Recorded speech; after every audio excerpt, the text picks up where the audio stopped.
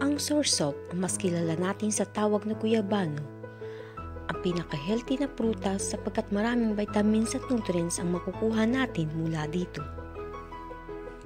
Ang iba't ibang bahagi nito tulad ng dahon, balat ng puno at bunga ay maaring makuhana ng maraming uri ng healthy chemicals na may magandang benepisyo sa ating kalusugan. Ang dahon ay isa sa napakahalagang parte ng prutas na guyabano. Maraming benepisyong hatid nito sa ating katawan. Ilalaga lang ito at inumin ang pinaglagaan na parang tsaa. Napakainam nito at talagang mabisa. Maraming mga sakit ang pwedeng magamot sa pag-inom ng guyabano leaves tea. Katulad na lamang ng sakit na UTI. Epektibo itong panlunas sa sakit na UTI o urinary tract infection dahil sa taglay nitong vitamin C na nakapagpapaalis ng harmful bacteria sa daanan ng ihi. Kapag uminom kayo nito ay mararamdaman ninyo ang gaan at ginhawa sa pakiramdam kapag umihi kayo. Dahil din sa ito ay nasubukan ko na at tunay nga namang napakabisa nito. Tulad din ng kanser, alam na natin na ang guyabano ay panlunas o panlaban sa sakit na kanser.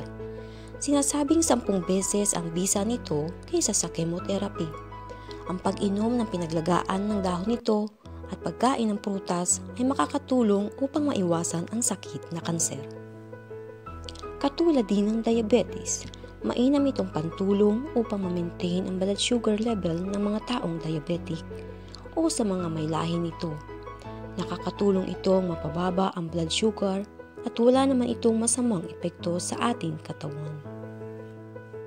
High blood. Nakakatulong ang pag-inom ng pinaglagaan ng dahon ng guyabano sa mga taong high blood. Ito ay nagpapababa ng mataas na presyon. Paano ba ito i-prepare?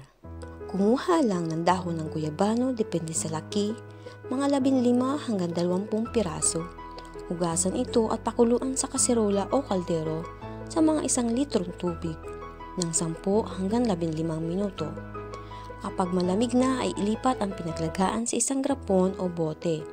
Kung may refrigerator ay mas mainam, pwede itong ilagay doon upang hindi mapanis. Uminom nito 3 beses sa isang araw.